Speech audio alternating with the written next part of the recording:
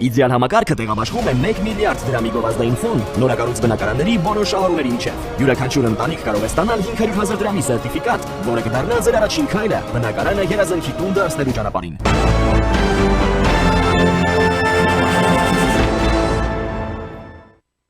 Քաղաքացու օրվա առիթով վարչապետը Մարալիկ էր եկել իրական Հայաստանի մասին բանախոսություն իրականացրել 48 րոպե, անդրադարձել պետություն քաղաքացի հարաբերություններին եւ առանձնացրել քաղաքացու 3 հատկանիշ։ Նրա խոսքով ժողովրդավարական պետության հայեցակարգում քաղաքացին պետության աստվածն է, քաղաքացին այն մարդն է, որը պետություն ստեղծելու կամք ունի, պետությունում ապրելու կանոններ սահմանելու կամք ունի եւ այստեղ է, որ գալիս է երրորդ կարևոր հատկանիշը, ինքը իր սահմանած կանոններով ապրելու եւ այդ կանոններին ենթարկվելու կամք ունի։ Եթե այս իրավականից կյանք էմոցիոնալ քաղաքացին այն մարդն է, որը սիրում է իր պետությունը ինքը իր նման, պետությունը պետք է ուժեղացնի մարդուն, մարդը պետք է ուժեղացնի պետությանը, երբեմն խզում է առաջանում այնտեղում, երբ ձևակերպված իրավակարգը իրականության հետ կապ չի ունենում, հայտարարել է վարչապետ Փաշինյանը։ Գոնե մինչև հիմա ինձ որևէ մեկը չի համոզել, թե բացի կրթությունից մարդու ուժեղ լինելու որևէ այլ հատկություն կա։ Ես չգիտեմ, ես շատ եմ մտածել դրա մասին։ Ես օրինակ մտածում եմ, ինչ պետք է ունենա մարդը, որպեսզի ինքը լինի ուժեղ։ Բացի կրթությունից որևէ այլ բան իմ մտքով չի անցնում։ Ես անկեղծորեն փնտրում եմ։ Եթե որևէ մեկը ուրիշ այլ, մենք պետքա բան լինենք,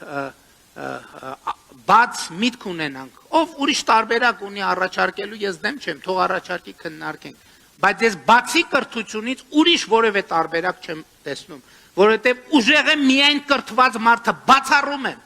բացառում եմ, որ կարելի է ծափահարել։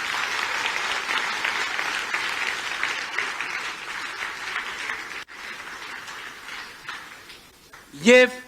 շատ լավ, ես հասկացանք, որ առնվազն ըմբռնում կա, բա հիմա մարդը, քաղաքացին, ինչպես պետքա ուժեղացնի պետությանը։ Այս հարցի պատասխանը ունենալու համար մենք պետք է վերադառնանք առաջին նախադասությանը, որովհետև այսօր մենք քաղաքացուն, մարդուն ուժեղացնելու համար ինչ ենք անում։ Մանկապարտեզ ենք կառուցում, դպրոց ենք կառուցում, չափորոշիչներ ենք ստեղծում, դպրոցները, մանկապարտեզները ապահովում ենք գույքով, ամեն ինչ անում ենք, որ ուսուցչի, դասախոսի, այս դասախոսի աշխատանքին էլ կանդրադառնա, ուսուցչի, դաստիարակի աշխատանքը լինի գրավիչ։ Վարչապետը նշել է, որ առանց քաղաքացու մեր իրավաքաղաքական ընկալման մեջ հնարավոր չէ ունենալ պետություն եւ առանց պետության հնարավոր չէ ունենալ քաղաքացին։ Այնուհետև վարչապետը պատասխանել է հարցերի, մասնավորապես հարց են ուղղել վարչապետին բարձրագույն կրթությունը երբ կլինի անվճար։ 2026 թվականի սեպտեմբերից կիրականացնենք հետևյալ ծրագիրը, որ բավարար առաջադիմություն ունեցող ոչ մի ուսանող կրթությունից դուրս չի մնա այն պատճառով, որ չի կարողանում ուսման վարձ վճարել։ Այսինքն բովանդակային առումով այդ ծրագիրը կգործի 2026 թվականի սեպտեմբերի 1-ից։ Ես հիմա տեսեք, բայց իրականում այս քաղաքական խոսույթը արդեն բավական երկար ժամանակ գործում է եւ դե ֆակտո տարբեր ծրագրերով, օրինակ վարչապետի հիմնադրամից, նախարարությունն է այլ միջոցներ ձեռնարկում այլ հիմնադրամներից, գործնականում մենք եթե կա այդպիսի ուսանող, որը լավ առաջադիմություն ունի, բայց վարձը չվճարելու համար դուրս է մնացել բուհից, ուրեմն ինքը բավարար չափով ակտիվ չի եղել այդ խնդիրը լուծելու համար, որովհետև ես 8 տարի վարչապետ եմ եւ չի եղել մի դեպք գոնե, որ ես ստանամ նամակ, որ ուսանող ասի, որ ես չեմ կարողանում ուսման վարձը վճարել եւ վարչապետի հիմնադրամից ուսման վարձը չվճարվի, բայց դրանից առաջ ես պարտադիր բուհից տեղեկանք եմ ուզում մոգի վերաբերել։ Եթե մոգը նորմալ վիճակում է, առանց քննարկման այդ փոխհատուցումը տրվել է։ Եթե մոգը այնքան լավ վիճակում չի, եղել են դեպքեր, որ պայմանով է տրվել, ասել է, որ այս կիսամյակում մենք ապահովենք, հաջորդ կիսամյակում եթե կլինի մոգի նորմալ ցուցանիշ,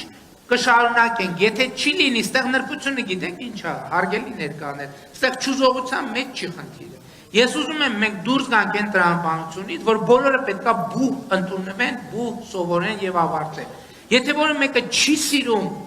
այդ բուհական մասնագիտությունը, ավելի լավ է մենք իրեն աջակցեն, ինքը իր սիրած մասնագիտությունով քոլեջ ընդունվի։ Երեք վարչապետը եղել է Իջևան խոշորացված համայնքի Խաշթարակ համայնքում ներկայացրել նոր կամուրջները,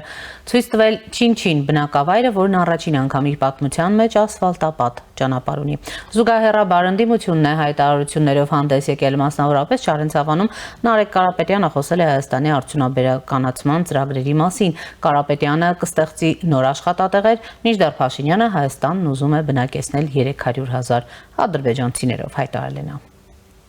Ձեզ մի հատ օրինակ բերեմ, որ դուք հասկանաք, թե ինչ է լինելու 47 օր հետո, երկրում փոփոխություններ բերելուց հետո, Սամվել Կարապետյանի առաջնորդությունը ստանձնելուց հետո։ Մի օրինակ ընդհանրապես։ Մեր երկիրը տարին ներմուծում է գումար է ուղարկում օտարերկրների տարեկան $60 միլիոն 15,000 տոննա ցինկապատ ապրանք մետաղ $60 միլիոն։ Իսկ գիտեք ինչ է արտանում մեր երկիրը։ Տարեկան 20 միլիոնի հում ցինկ։ Ցինկը արտանում ենք, վերամշակում են, հետ են բերում 2-3 անգամ թանկ մեզ են վաճառում։ Ինչն է խնդիրը, որ դա մեր երկրում չենք անում։ Ինչն է խնդիրը, որ այստեղ չենք անում այս քաղաքում։ Մի բանը, առաջնորդը, որ կազմակերպի դա։ Հարյուրավոր, հազարավոր աշխատատեղեր։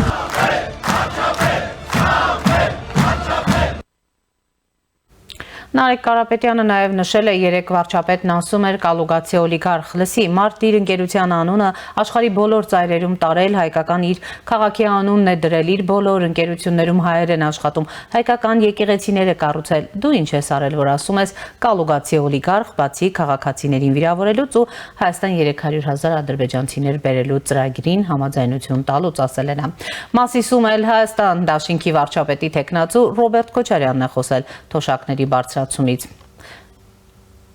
Կենսաթոշակների զգալի բարձրացում կլինի, նահանջ չի լինի, ասել է նա։ Այնուհետև Քոչարյանը նշել է, թե Հայաստանի իշխանությունների կենսաթոշակների բարձրացման մասին որոշումը քաղաքական է եղել, նրանք որոշեցին բարձրացնել թոշակները առանց բյուջեում համապատասխան գումարներ նախատեսելու։ Ըստ Քոչարյանի, իր նախագահության օրոք Հայաստանում միջին կենսաթոշակ աճել է 6 անգամ։ Եթե ձեր տնտեսությունը զարգանում է, դուք ստեղծում եք այդ հնարավորությունները, հետ քայլ իհարկե չի լինի, դա դրվագ է մեր ավելի մասշտաբային ու ծրագրային դրույթներում կլինի ավելի զգալի բարձրացում, ոչ թե որպես նախընտրական կառուցություն։ Եթե ուղիղ ասենք, նրանք մոլորեցրել են մարդկանց, իսկ մեր ծրագրի էությունը հենց դրանում է։ Չկասկածեք, որ այստեղ նահանջ չի լինելու, ընդհակառակը լինելու են քայլեր առաջ եւ մի քանի քայլ, ընդգծել է նա։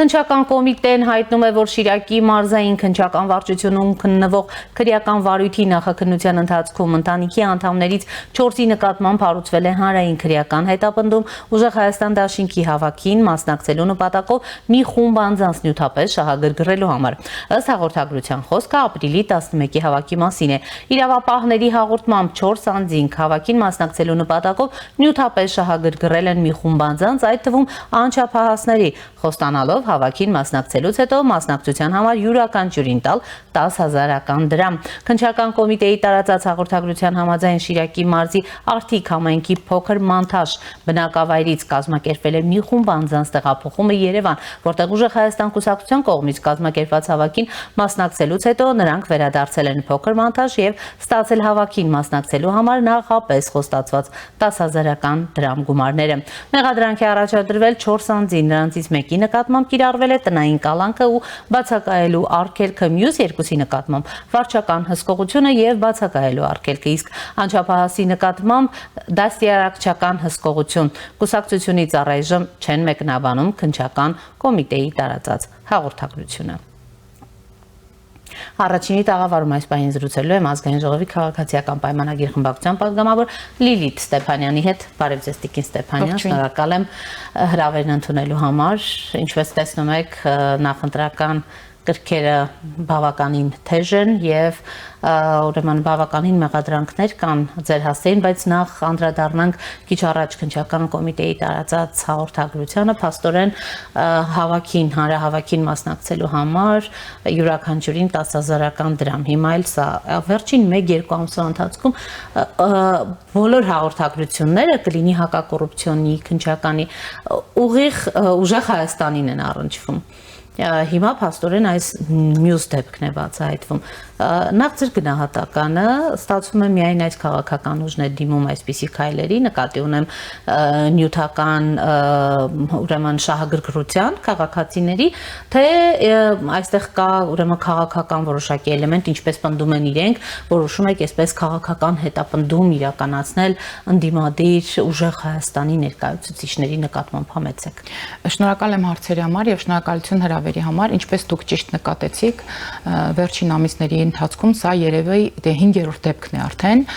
երբ մենք իմանում ենք ընտրակաշառքի մասին կամ գումարով ինչ-ինչ քաղաքացիներին քաղաքական առումով շահագրգռելու առումով տեսանկյունից եւ բոլորը վերաբերում են ուժեղ Հայաստանին։ Ինչու ուժեղ Հայաստանին, որովհետեւ ուժեղ Հայաստանում են համախմբված, այսպես հավաքված հսկայական ֆինանսական ռեսուրսներ ունեցող որոշ ներկայացուցիչներ եւ բ, որովհետեւ բավականին երիտասարդ ուժ է, չնայած հին քաղաքական գայլերին, այսպես ասած, որոնք մեծերի եւ փոքրերի միջև հաղորդակցությունը այս քաղաքական փորձի փոխանակման շրջանակներում սկսվում եւ ավարտվում է քաղաքացիներին դրամական առումով շահագրգռելու համար, որտեղ այլ քաղաքական գործիքակազմ այս ուժերը չունեն։ Սրան եթե գումարում են քննչական կոմիտեից կողմից հաղորդագրությունները, որոնք կարծես թե հեռախոսազանգեր են, որոնք հանրային արդեն ուշադրության կենտրոնում են հայտնվում, մենք տեսնում ենք, թե նրանք ինչպես են խոսում այն քաղաքացիների մասին, որոնց իրենք նյութականապես շահագրգռել են եւ ընտրակաշառք են տվել, բավականին լայն քննարկվեց հատկապես անցած շաբաթ, երբ որ նաեւ ազգային ժողովում բյուջեի Շունշանգյալը նկատի ունենք, այդ Բոշան նկատի ունենք, Սա մեծ առումով մեզ համար նորություն էր, իհարկե Հայաստան դաշինքի եւ պատիվ ունեմ դաշինքի քաղաքական գործիչները եւ պատգամավորները մեկ անգամ չէ, որ վիրավորել են հայ ժողովրդին, հատկապես Նիկոլ Փաշինյանին եւ քաղաքացիական պայմանագիր կուսակցությանը նախընտրությունը տվող քաղաքացիներին, նրանք կարծես թե արդեն ձևավորել են իրենց քաղաքական, այսպես ասեմ, բառարանը, որտեղ հայ ժողովուրդը ըստ իրենց հավասարազոր է, ժեղ, թափթփուկ, ողորմելի, վերջերս արդեն Շունշանգյալ, Բոշա եւ այլն, եւ ցավալիորեն նրանք չեն նկատում, որ այս վատ բարքերը հենց կամ այն հասարակության այն հատվածը, որը դեռևս կարող է ինչ-որ կերպ արձագանքել ընտրակաշառքին, հենց իրենց թողած քաղաքական ժառանգության հետևանքներից մեկն է, եւ ցավալին այն է, որ նրանք չեն պատկերացնում, որ իրենց թողած հատկապես սոցիալական եւ սոցիալական ապահովագրության այդ փարոս համակարգի հետ կապված հարցերում չի կարելի մարդուն տանել օրինակ շալվար հագցնել, որովհետև իրենք ավելի բարձր են հասարակության մյուս անդամներից, քանի որ տիրապետում են ավելի մեծ ֆինանսական առումների եւ հասարակությանը բաժանել են երկու մասի՝ կառավարողներ, որոնք իրենք են, եւ կառավարվողներ, ում այսպես կարծես ողորմություն են բաժանում շալվարի գումարով Եվ ինչպես իրենք են նշում, ձևակերպումը իրենցն է, մի թուլափա են գցում ժողովրդին, որովհետև ժողովուրդը խորը անասուն է, որովհետև այս ժողովուրդը այսպիսին է, որովհետև այս ժողովրդի լավ ու վատը չի հասկանում ըստ իրենց, իսկ այստեղ նաև ուղիղ մարտահրավեր կա իհարկե իշխանություններին եւ կառավարող ուժին, որպեսզի կարողանանք մարդկանց հասցնել այն գաղափարը, ինձ թվում է 18-ից հետո մենք կարծես այս հարցը պիտի որ լուծած լինեինք, բնականաբար խոսքը այդքան մեծ թվով մարդկանց չի վերաբերում, ովքեր ուղղակի պետք է մերժեն այս ընտրակաշառքը, քանի որ ընտրակաշառքով չեն գնում միայն քաղաքացու քվեն, ընտրակաշառքով գնում են քաղաքացու ապագան։ Ստեփանյան, ընտրակաշառք երբ խոսում ենք, պիտի հասկանանք նաև, որ բոլորովին այլ ուրեմն չափի ընտրակաշառքի մասին է։ Եթե մենք նախկինում խոսել ենք 10,000 դրամի մասին, հիմա խոսում ենք 150-200,000 դրամի մասին, ինչը օրինակ գուցե շատերի համար գայթակղիչ կլինի, այս դեպքում դուք ասում եք սա ուղիղ մարտահրավեր է կառավարող ուժին։ Այդ դեպքում ձեր քայլերը որոնք պիտի լինեն, լավ, 1-2 դեմք ենթադրենք բացահայտեցիք կամ այդպես կիսատ մնաց, որովհետև շատերը անգամ հույսել չունեն, որ այս հարուցված գործերը ամփոփում են ունենալու, որովհետև ասում են աղմուկը մեծ է, բայց իրականում հիմքում որևէ գործ այսպես վերջնական արդյունք չի ունենում։ Վստահ եմ դուք էլ հետևում եք, նույնիսկ կամահրանք կա որոշակի, որ այդ տեսեք, լավ, այս հաղորդագրությունն էլ տեսանք, լավ, այսօր առավոտյան հաղորդագրությունն էլ արձագանքեցինք, արձանագրեցինք, ընդհանուր մինչև անչափահասների ներգրավվածության մասին խոսեցի, բայց դրանք այսպես լավ կասենք առաջ կգնանք։ Դուք ճիշտ եք նշում, տեսեք ընտրակաշարքը, երբ որ մենք ասում ենք չի կարելի վերցնել եւ այլն, ախր մենք հենց այն սերունդն ենք եւ մեր երկիր այն երկիրն է, որտեղ տարիներ շարունակ տարբեր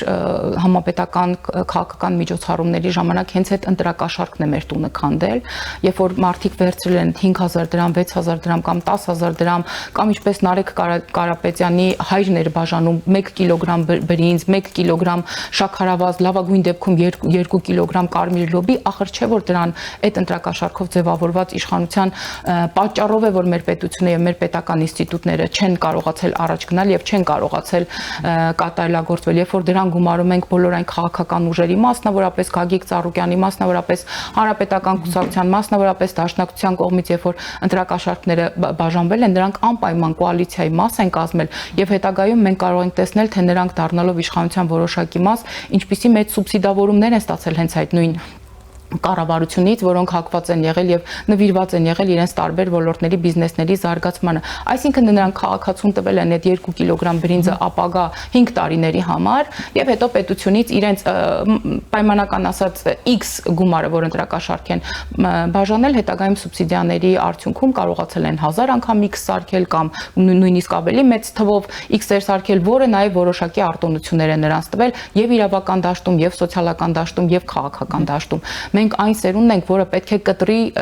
այդ ընտրակաշարք տվողի ձեռքը, որովհետև խոսքը միայն ձայնի մասին չէ, խոսքը նաև իրենց երեխաների ապագայի մասին է, իմ երեխայի ապագայի մասին է, եւ երբ որ վարչապետը խոսում է քաղաքացու, ակտիվ քաղաքացու, քաղաքացիական գիտակցության մասին, մենք ասում ենք նոր, այո, դե ինչքան կարևոր է պետություն, միանշանակ քաղաքացին է ձևավորում պետությունը, քաղաքացին պետքա ձևավորի իր իշխանություններին, այսինքն քաղաքացին իրեն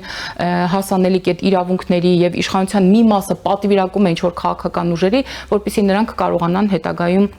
իշխանության միջոցով իրենց ծրագրերը, իրենց ցանկությունները կամ իրենց քաղաքական,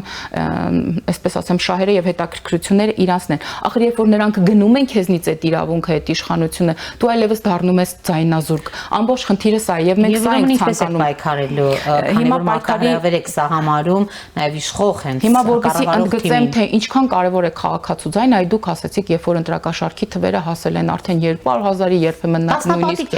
այո, շատ բարձրացել են, սա եւս մեկ անգամ գալիս է փաստելու մեր այն ասածը, որ ժողովուրդ ջան, ձեր այդ մի ձայնը կամ սիրելի քաղաքացի, քո այդ մի ձայնը, որ ասում են դե մի ձայնն է, այս մի անգամ էլ մեզ օգնի, սա կարող է շատ ծանր ճակատագիր եւ բախտ նստել ոչ միայն այդ քաղաքացիների վրա, այլ նաեւ մեր վրա։ Կա այսպիսի կարծիք էլ, որ չենք վստահում ոչ մեկին, դե հիմա ինչի այս գումարը չվերցնենք, որ որովհետև չկա վստահություն եւ կա խորը հիասթափություն, այսպիսի կարծիքներ ինչու այս գումարը չվերցնենք, որ նախ ասենք, որ դա օրենքով սահմանափակված է, դա օրենքով քրեորեն պատժելի եւ վերցնողը հավասարապես, այսինքն եթե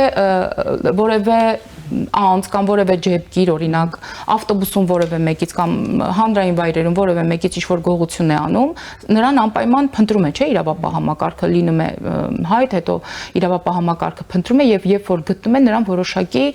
պատիժ է հասնում։ Նույնը սպանություն կատարող անձանց է վերաբերվում, նույնը հանցագործության այլ տեսակներ իրականացնող անձանց է վերաբերում։ Սա էլ ախր հանցագործության տեսակ է եւ մեր խնդիրը սա է, որ մարդկանց հասցնել սա նույն հանցագործությունն է, ժողովուրդ ջան, ճիշտ է, դա է դրամական սոուսով կարծես, այստեղ դժվար է իհարկե գտնել հանցագործության, բայց սա շատ ավելի մեծ հանցագործություն է, որտեղ հանցագործությունը պետության դեմ եւ մեր ապագայի դեմ, ինչպես ենք մենք պայքարելու սրա դեմ, դուք արդեն գիտեք, որ 21 թվականի Հայաստանը եւ 21 թվականի Հայաստանի իրավապահ մարմինները, պետական կառույցները, բոլոր նրանք, ովքեր որ ի պաշտոն է կամ որոշակի օրենքներով լիազորված են կանխելու այս ամենը, նրանք 26 թվականի Հայաստանին կարծես թե ավելի մի 50 տարի անցել է կարծես թե մեր պետական համակարգի կամ այս ծառայությունների որակական կարողությունների եւ հմտությունների հետ կապված կատարելագործման տեսանկյունից մենք համագործակցել ենք եվրոպական տարբեր երկրների հետ, մենք սրան զուգահեռ նաեւ պայքար ենք տանում հիբրիդային պատերազմի դեմ, այլ ձեր քիչ առաջ ցույց եք տալի կադրեր, որտեղ Նարեկ Կարապետյանը այսպես ուզում էր ասել, որ Հայաստանի Հանրապետություն են վերադառնալու 300,000 ադրբեջանցիներ, սա նույն հիբրիդային պատերազմի գործիքներ են եւ մինչեւ նրանք այս ուժերը բայց ազդվել են կալուգացի օլիգարխ ձևակերպումից որտեղից ասենք հիմա ֆրանսիացի լիներ, ասենք ֆրանսիացի, ուր ասենք ֆրանսիացի լիներ, ասենք ֆրանսիացի, անգլիացի լինեն, գիմի որ կալուգացի են այդ մարդիկ, ինչ ասենք, ինչու են նեղվում, նեղ սրտում են իրենց բնակավայրից, թե հասկացել են, որ Հայաստանի Հանրապետությունում կարծես թե այդքան էլ ընդունելի չեն դրսում որոշակի կապիտալ ձեռք բերած եւ այդ կապիտալը Հայաստանի Հանրապետության վրա թանկորտեղ եղել է հայեր են աշխատում, իրենց ընկերության անունն է եղել, իրենց քաղաքի անունն է եղել 10-ին։ Հարգելի Սիրանուշ, մենք բոլորս ապրում ենք Հայաստանի Հանրապետությունում։ Ես նաեւ բնականաբար ես ուղիղ նրան հնարավորություն չունեմ դիմելու, երբ որ նրանք այսպես բուրըն կերպով չէին ներխուժել Հայաստանի Հանրապետության քաղաքական կյանք, մենք բոլորս գիտենք, չէ, Հայաստանի Հանրապետությունում, մասնավորապես Երևանում կան որոշակի ոլորտներ, որոնք կոնկրետ ասոցացվում են նրա հոր կամ նրա հորեղբոր հետ։ Եվ մենք գիտենք մասնավորապես օրինակ Տաշիր պիցաներում եւ այլ սրճարաններում կամ ծառայություններ մատուցող կենտրոններում, թե ինչ վատ պայմաններով էին աշխատում աշխատակիցները, որ ամիսներ շարունակ աշխատավարձ չէին ստանում, որ աշխատակիցները բողոքում էին, որ իրենք աշխատում են օրինակ պիցերիաներում, բայց անգամ ընդմիջման ժամանակ իրենք պարտավոր են ինչ-որ բան այդտեղից գնել սնվելու համար կամ իրենց տանից ինչ-որ բան բերել, որտեղ շատերը աշխատում էին առանց աշխատանքային պայմանագրի, որտեղ նրանք աշխատեցնում էին երիտասարդներին, անչափահասներին, եւ սա մենք նույնիսկ տեսնում ենք իրենց քարոզարշավում, այսինքն իրենք երկար ընտրություն չեն անում իրենց գործիքների մեջ։ Երբ որ մենք տեսնում ենք վարչապետը գնում է ինչ-որ մի համայնք կամ ինչ-որ մի մարզ, բնականաբար այնտեղ երեխաներ են լինում, այ երբ որ վարչապետը երեխաներին պաղպաղակ է գնում, թմբկահարում են, թե երեխաներին դարձնում են քաղաքական գործընթացի մասնակիցներ, բա հարգելիներս, որ դուք այդ նույն անչափահաս երեխեքին գումար եք տալի, որ գան դրոշ ծածանեն ձեր համար կամ շահագրգռում եք, որ այնտեղ մասնակցություն ապահովեն, բա դրա անունը ի՞նչ է, ասեք իմանանք։ Տիկին Ստեփանյան, անդրադառնանք նաև Քոչարյանի հայտարարություններին, փաստորեն իր ժամանակ թոշակները, տեսակ որքան շատ են բարձրացել, դարձյալ հպարտությամբ խոսում է այն տնտեսական ձեռքբերումների մասին, որ Հայաստանը ունեցել է իր օրոք։ Գալու դեպքում էլ իշխանության գալու դեպքում էլ խոստացավ, տեսեք, որքան է բարձրացնելու այդ թոշակները։ Այստեղ մի հետաքրքիր պարադոքս կա, ես վերջերս գրություն էի ուղարկի աշխատանքի եւ սոցիալական հարցերի նախարարություն եւ խնդրել էի ինձ ներկայացնեն թվային համապատկերով, թե օրինակ այս թվականից 98-ից մինչեւ 2008 թվականները որքանով են բարձրացել Հայաստանում կենսաթոշակները։ Իդեպ պետք է այդպես միանշանակ չենք կարող ասել, որտեղ կենսաթոշակները Հայաստանի Հանրապետությունում ձևավորվում են ըստ աշխատանքային ստաժի, հետեւաբար այստեղ շատ կոնկրետ թվերի հետ պետք է գործ ունենանք 2008-ից մինչեւ 2018 թվականները եւ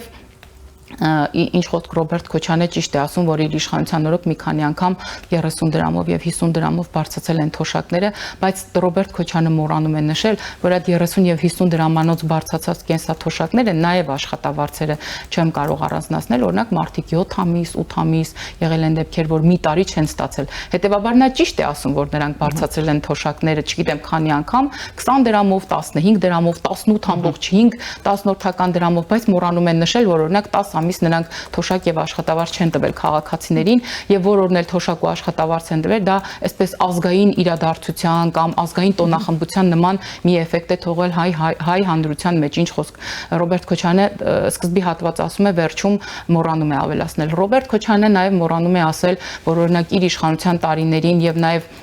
Սերժ Սարգսյանի իշխանության տարիներին, երբ կրթության ոլորտը, աշխատանքի եւ սոցիալական հարցերի ոլորտը այսպես ավանդաբար տալիս էին դաշնակցությանը, ում ղեկավարն է նա այսօր ինքը, օրինակ բոլորովին մոռացել էին մեր հասարակության մի շատ խոցելի խավի մասին, խոսքը կյանքի դժվարին իրավիճակներով հայտնված մեր մանկահասակ երեխաների մասին է, հա, մանկատների մասին է, որտեղ պետությունը ունի ուղիղ պարտավորություն չափահաս դառնալուց հետո մեր մանկատան սաներին օրինակ ապահովի ոչ միայն անվճար կրթությամբ, այլ նաեւ բնակարան հատկացնի եւ զարմանալի զուգադիպությամբ 18 թվականին մենք իմանում ենք, որ պետությունը իդեմս աշխատանքի եւ սոցիալական հարցերի նախարարության պարտք ունի անգամ մանկատան շուրջ 18 սանի, այսինքն սաները կան, բայց ոչ բնակարանները կան, ոչ էլ դրանց համար նախատեսված գումարների, դրանք քիչ գումարներ չէին, եթե չեմ սխալվում, 6.3 միլիոն գումարի մասին է խոսքը։ Այս բաների մասին կցանկանամ իրենք խոսել, թե չէ հասարակությանը կամ գտնել են մարդկանց ում կարելի է դրամական առումով շահագրգռել, այս նույն դրամական արդեն առարկայական դրսևորումները, առարկայական արտահայտությունները, եթե մենք տենց դարձնենք, ինչ ասեմ, եթե մարդիկ դեռևս ուզում են իրենց ձայնը տալ Տուկի թելի, Մալինայի Մուրաբայի, Որտնած Կարմիր լոբիի կամ 2.5 կիլոգրամ շաքարավազի դիմաց, իսկ հետո իրենց երեխաների ապագան իրենք էլ չիմանան ինչ են անում, ինչ ասեմ, այստեղ իհարկե մենք էլի ունենք անելու բան, մենք շարունակաբար պետք է խոսենք այս մասին, մենք պետք է նաև հորդորում ենք եւ խրախուսում ենք մեր այն քաղաքացիներին, որ կարող են անանուն օրինակ մեզ զանգել, գրել ցանկացած պատգամավորի ում իրենք վստահում են իրենց տարածքային մարզային կենտրոնների ներկայացուցիչներ, մենք անպայման հետամուտ ենք լինելու, որովհետեւ մենք Տուկի թելով, Մալինայի Մուրաբայով, 1 կիլոգրամ բրենձով, Որտնած Կարմիր լոբիով օլիգարխներին տալու հայրենիք չունենք եւ այս ձևով իշխանություն չեն ձևավորում։ Լավ, տեսեք, անդրադառնանք, քանի որ տոնակատարության մասին խոսեցիք, քաղաքացու օրվան, երբ իշխանությունը պարտորեն ցույց էր տալիս, թե որքան մարդ է հավաքվել հանրապետության հրապարակում, միանգամից գրոհ սկսվեց, վստահաբար տեսել եք նաև Facebook սոցիալական ցանցում, որ շատ մի ոգևորվեք, սրանք ձեր քվեները չեն, մի ենթադրեք, որ այսքան մարդ գալու է ձեզ ձայն տա, շատերը եկել են պարզապես մասնակցելու տոնակատարությանը, քաղաքացու օրը նշեն եւ ոչ թե քաղաքացիական պայմանագրի համակիր են։ Ինչ կարող եք ասել, ինչպես եք արձագանքում։ Նախ մենք այդ օրը նշում ենք քաղաքացու օրը եւ վստահաբար մենք չէինք հայտարարել, որ նրանք ովքեր ընտրելու են քաղաքացիական պայմանագիր կուսակցությանը, նրանք կարող են գալ եւ մասնակցել ոչ միայն այդ փարթիին, այլ նաեւ մասնակցել երեկոյան համերգին։ Մենք հայտարարել ենք քաղաքացու օր։ Տեսեք, ինչով ենք տարբերվում մենք ընդդիմադիր այլ ուժերից։ Մեզ համար անգամ այն քաղաքացիները, ովքեր չեն նախընտրում կամ չեն համակրում կամ նույնիսկ չեն սիրում մեզ, դա բնական է եւ օրինաչափ է, որտեղ մի հասարակություն չի կարող այսպես միաշերտ լինել։ Հասարակության մեջ բազմաթիվ շերտեր կան եւ բնականաբար նրանց համակրանքը, նրանց քաղաքական շահերը եւ հետաքրքրությունները կարող են ինտեգրել եւ հավաքագրել տարբեր քաղաքական ուժեր, ինչ շատ նորմալ է եւ ժողովրդավարության սկզբունքներից մեկն է։ Մենք ջատագովն ենք ժողովրդավարության, բայց այդ նույն սկզբունքով ախր Աստվածաշնչյան են, որ ասում է քո աչքի գերանը չես տեսնում, ուրիշի աչքի փուշը տեսնում ես։ Բա ապրիլի 24-ը խի եք սեփականաշնորել, հարգելի ընդդիմադիրներ։ Ինչի եք ապրիլի 24-ը շեփական այդպիսի բաներից դրա համար իրենք սեփականաշնորել են, գիտեք, մինչև այդ նույնիսկ ամեն օր խորը մտահոգություն էին հայտնում, որ հուշահամալիրը այդպես քանդված էլ կմնա, որ սա կոնկրետ միտում է հետապնդում, թե վերջին օրը այդ խորը մտահոգությունները ինչ խոսք, այդպես էլ կմնան իրենց համար մտահոգություններ։ Ես ասեմ ավելին, դաշնակցությունը եւ նրան հարող շատ հասարակական կազմակերպություններ այնքան են արդեն հոգնեցրել իրենց մյուս ընդդիմադիր գործընկերներին, որ նույնիսկ մենք ընդդիմադիր տարբեր շերտերից կարողանում ենք լսել, որ ասում են մի սեփականաշնորհեք ապրիլի 24-ը, դա հայ ժողովրդի դժբախտությունն է, դա հայ ժողովրդի ողբերգությունն է եւ ջահերով երթը դեպի Ծիծեռնակապերտ խնդրում ենք մի սարքեք հատվածական եւ կուսակցական։ Եվ այնտեղ մենք կարող ենք տեսնել տարբեր ընդդիմադիր ուժերի ներկայացուցիչների, ովքեր հատուկ եկել էին եւ հատուկ տվեցին ուղիղ եթերի ժամանակ հարցազրույց, ասելով, որ սա դաշնակներն չի, ժողովուրդ ջան, սա հայ ժողովրդին է եւ դժվար է գտնել հայ ժողովրդի մեջ մի ընտանիք, դժվար է գտնել մի համայնք, որտեղ հոր կողմից կամ մոր կողմից ցեղասպանության վերապրածներ չլինենք։ Ինչ վերաբերում է ուրացմանը, ուրեմն ուրացումն այն էր, երբ 2015 թվականին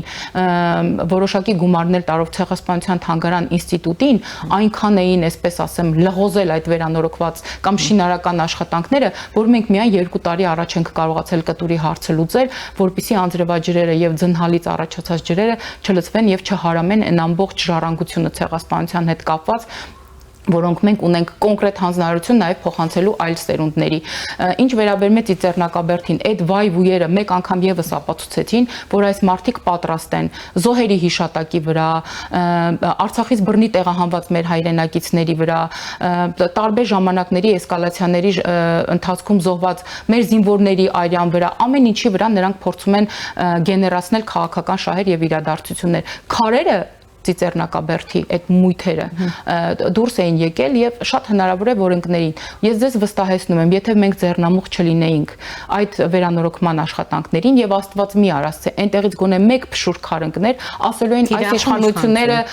չեն գումար, այ միլիոնավոր պարգևավճարներ են ստանում, բայց օրինակ Ծիծեռնակաբերդի հուշահամալիրը չեն վերանորոգում։ Հիմա երբ որ մենք վերանորոգել ենք եւ անգամ աշխատանքների հիմնական ղեկավար դրել ենք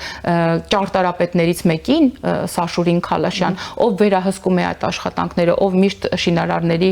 գլխին է այսպես ասած, ով ընդհանուր առմամբ ղեկավարում է այս ամենը, որտեղ դա նա վստահ եմ, որ ճարտարապետի համար դա միայն քարեկոթող չի, դա նաև իր որդու, իր զավակին համարժեք տեղ է, հա, վայր է, անգամ այս դեպքում մենք փրկություն չունենք այս քննադատություններից։ Բա ասում էին ապրիլի 24-ին այնպես են արել, որ մարդ չգնա։ Բա իրենք ոնց են գնացել եւ այնտեղ ծաղիկ դրել։ Կամ ասում են Նիկոլ Փաշինյանը գնացել է Ծիծեռնակաբերդը, քանի ժամ փակեր, երբ որ մենք, ես ինքս էլ մասնակցել եմ եւ պարտավոր եմ մասնակցել, բոլորը պարտավոր են գնալ եւ գլուխ խոնարել ցեղասպանության զոհերի հիշատակին։ Երբ որ մենք ենք այդտեղ գնացել, իսկ մենք ուղիղ 9-ից 5, 9-ից 10 եղել ենք այնտեղ եւ գլուխ ենք խոնարել եւ ծաղիկ ենք դրել անմեղ զոհերի հիշատակի առջև։ Ուրեմն մեր դիմացի հատվածում այդ միշտ վառվող կրակի մոտ արդեն երևի 35 եւ 50 սանտիմետրի էր հասնում ծաղիկների շերտը։ Բա որ մենք փակել ենք Ծիծեռնակաբերդը, այդ ծաղիկները ոնց էին հայտնվել այդտեղ։ Ինչքան կարելի է անդադար խոսել, ինչքան կարելի է անդադար քննարկել։ Ախր չէ որ յուրաքանչյուր հարցին, յուրաքանչյուր խոսքին, յուրաքանչյուր մեղադրանքին կա կոնկրետ փաստարկ եւ կա կոնկրետ հիմնավորում։ Մինչեւ հիմա նրանց որևէ բերած հիմնավորմանը կամ որը այդ վայնասունին այդ 3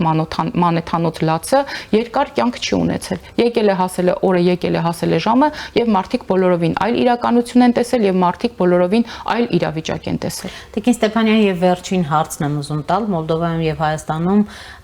բազմաթիվ հասարակական կազմակերպություններ աշխատում են, աշխատանք են իրականացնում Ռուսաստանի հետ հարաբերությունները վարկաբեկելու ուղղությամբ։ Լրագրողների զրույցում այս մասին ասել է Ռուսաստանի անվտանգության խորհրդի քարտուղարի տեղակալ Ալեքսեյ Շևցովը եւ վիճակագրություն է որոշակի ներկայացնում Հայաստանում մոտ 9000 մարդ, Մոլդովայում այս բային գրանցված շուրջ 14000 հասարակական կազմակերպություն եւ նրանցից գուցե ոչ բոլորը, բայց մեծ մասը բացահայտորեն աշխատում են երկկողմ հարաբերությունների վարկաբեկման ուղղությամբ, ինչպիսին է ձեր արձագանքը, հատկապես այն դեպքում, երբ գիտեք, որ Եվրամիությունը նոր առաքելություն կիրականացնի Հայաստանում եւ ոչ միայն այս ընտրություններին, այլ հետո տեղական ինքնակառավարման մարմնի ընտրությունների դիտարկման, վերահսկման, աջակցման, այդ հիբրիդային գործիքների դեմ պայքարի առումով։ Հանգիստ թողենք Մոլդովային եւ եվրոպական այլ երկրներին, խոսենք Հայաստան եւ Ռուսաստան հարաբերությունների մասին, ուրեմն գաղտնիք չի, որ հայ հանրության մեջ իսկապես կան որոշակի դժգոհություններ Ռուսաստանի պաշտոնական Կրեմլի վարած քաղաքականության մեջ եւ շատ ենք լսում, որ օրինակ մենք վատթարացրել ենք, հա, կառավարող ուժը, իշխանությունը վատթարացրել է հարաբերությունները Ռուսաստանի հետ, հետո այս մի կողմից իշխանության այլ ընդդիմության այլ ներկայացուցիչներ ասում են, որ հենց այս իշխանությունների ժամանակ է եղել օրինակ ամենաշատ սերտաճումը Ռուսաստանի հետ եւ ամենաշատը վարչապետ Նիկոլ Փաշինյանն է այցելել Ռուսաստան տարբեր հանդիպումների, բոլորը մեզ մեղադրում են, կեսը մեղադրում էր, ասում էր մայիսի 9-ին ինչու եք գնացել, այս մյուս կեսը մեղադրում էր, ասում էր բա ոնց կարանք չգնանք մայիսի 9-ին։ Ես խորհուրդ կտամ մեր ընդդիմադիր բոլոր շերտերին մի հատ կենտրոնանանք, հասկանանք վերջը ինչն ենք անում, ինչ չենք անում, երբ որ իրենք կլինեն իշխանություն, թող իրենք դա որոշեն, բայց Հայաստանի Հանրապետությունում հակառուսական տրամադրությունները ոչ ստեղծվում են կառավարող ուժի կողմից, ոչ ընդդիմադիրների կողմից, ոչ ռուսամետ ուժերի կողմից, ոչ էլ եվրոպամետ ուժերի կողմից։ Դրանք գեներացվում են Ռուսաստանի Դաշնության ուղիղ քաղաքականության շնորհիվ, որովհետև մենք տեսանք, թե ինչ վերաբերմունք մեզ ցույց տվեց Ռուսաստանի Դաշնությունը 2020 թվականին, 2021-ին, 22-ին, 23-ին, դրանք հեռավոր անցյալում տեղի չեն ունեցել, չէ՞, Քրիստոսից առաջ 8-րդ հազարամյակում չեն ունեցել, որ պատմիչ Մովսես Խորենացին կամ Եզնիկ Կողբացին սխալ տեղեկություններ են մեզ հաղորդել։ Դրանք ընդհանրապես մի քանի տարի առաջ են տեղի ունեցել։ Եվ այո, երբ որ ամեն անգամ մենք լսում ենք, թե ինչպես են Ռուսաստանի Դաշնության որոշ ներկայացուցիչներ խոսում Հայաստանի Հանրապետության մասին, լսում ենք, թե ինչպես են պետական ռոպագանդայով զբաղված ռուս քաղաքական գործիչները վարկաբեկում Հայաստանի Հանրապետության իշխանություններին, ինչպես են փորձում, հենց իրենք են փորձում սեպ խրել մեր եւ Ռուսաստանի Դաշնության մեջ, ապա այս դեպքում կարծում եմ ժամանակն է, որ իրենք փոխեն իրենց մարտավարությունը եւ օրինակ Հայաստանի Հանրապետության նման ընդունեն, որ կան տարբեր ոլորտներում պայքարի անհրաժեշտ գործիքներ, որոնք իրենք չեն տիրապետում, ընդունեն այդ սխալը եւ իրենք էլ դիմեն օրինակ Եվրոպական միությանը, ասեն գիտեք, մենք այս հարցերում ոնց որ թե հաջողություն չենք ունենում, մենք էլ ենք գտնվում հիբրիդային պատերազմի մեջ, մեզ օրինակ հայ հասարակությունը եւ Հայաստանի իշխանությունները վատ են վերաբերում, եկեք մեզ օգնեք, մենք էլ որոշակի կարողություններ զարգացնենք, որպեսզի չգիտեմ, այս կամ այն քաղաքից մեզ ուղված այս դժգոհությունների դեմը առնենք։ Ախր մի պարզ օրինակ բերեմ, այստեղ Հայաստանի Հանրապետությունում նաև լրատվամիջոցների ներկայացուցիչներ կամ ղեկավարներ ունենք, ովքեր Աստծո փոխարեն Սալավյովին են պաշտում կամ Զախարովային են պաշտում։ Ախր Սալավյովը այն մարդն էր, ով 2023 թվականի մարտի 21-ին ասում էր Ստեփանակերտ, իսկ 2023 թվականի սեպտեմբերի 20-ին ասում էր Խանքենդի։ Ախր Զախարովան այն մարդն է, ով այսպես